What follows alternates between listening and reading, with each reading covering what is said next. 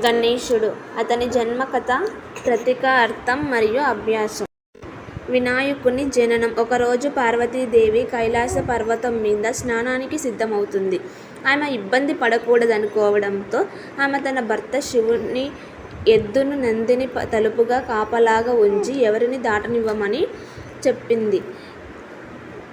పార్వతి కోరికను నెరవేర్చాలనే ఉద్దేశంతో నంది విశ్వాసంతో తన పదవిని తీసుకున్నాడు. కానీ శివుడు ఇంటికి వచ్చి సహజంగా లోపలికి రావాలనుకున్నప్పుడు నంది శివునికి ముందుగా విధేయతలతో అతన్ని పాస్ చేయవలసి వచ్చింది. పార్వతికి కొంచెం కోపం వచ్చింది. కానీ అంతకన్నా ఎక్కువగా శివునికి నందికి ఉన్నంత విధేయత తనకు ఎవరూ లేరనే వాస్తవం. కాబట్టి ఆమె శరీరం నుండి పసుపు ముద్దను స్నానం కోసం తీసుకొని దానిలో ప్రాణం పోసుకొని ఆమె గణేశుణ్ణి సృష్టించింది. అతన్ని తన నమ్మకమైన కొడుకుగా ప్రకటించింది.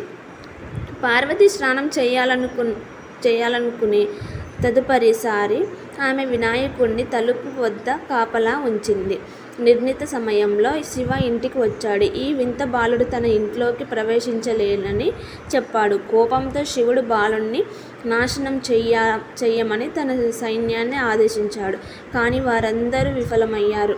దేవి కుమారుడే కాబట్టి గణేశుడికి అలాంటి శక్తి ఉంది.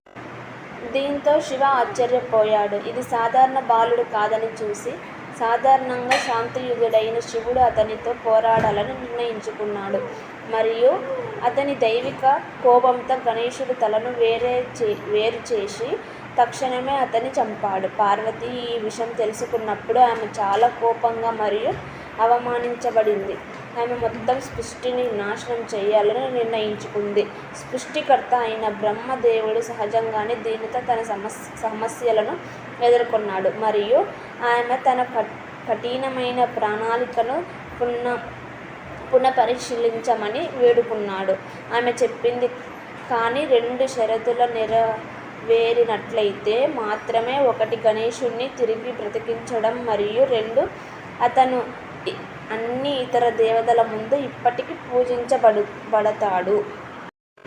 ఈ సమయానికి శివుడు చల్లబడి తన తప్పును గ్రహించి పార్వతి షరతులకు అంగీకరించాడు. తను దాటిన మొదటి జీవితలను ఉత్తరాభిముఖంగా ఉంచి తిరిగి తీసుకురావాలని ఆదేశించి బ్రహ్మను బయటకు పంపాడు. బ్రహ్మ వెంటనే బలమైన మరియు శక్తివంతమైన ఏనుగు తలతో తిరిగి వచ్చాడు. దానిని శివుడు గణేశుడి శరీరంపై ఉంచాడు. అతనికి కొత్త జీవం పోసి గణేశుడిని కూడా తన సొంత కొడుకుగా ప్రకటించి దేవతలతో అగ్రగామిగా అని గణాలకు జీవుల వర్గాలకు నాయకుడిగా గణపతి హోదాను ఇచ్చాడు. గణేష్ కథ యొక్క అర్థం.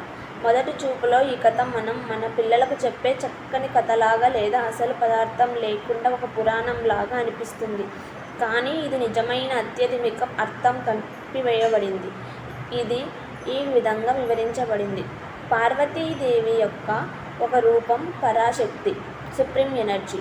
మానవ శరీరంలో ఆమె కుండలిని శక్తిగా మూలాధార చక్రంలో నివసిస్తుంది.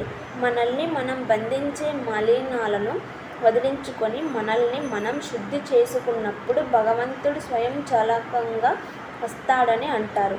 అందుకే పార్వతి స్నానం చేస్తుండగా పరమశివుడు చెప్పకుండానే వచ్చాడు.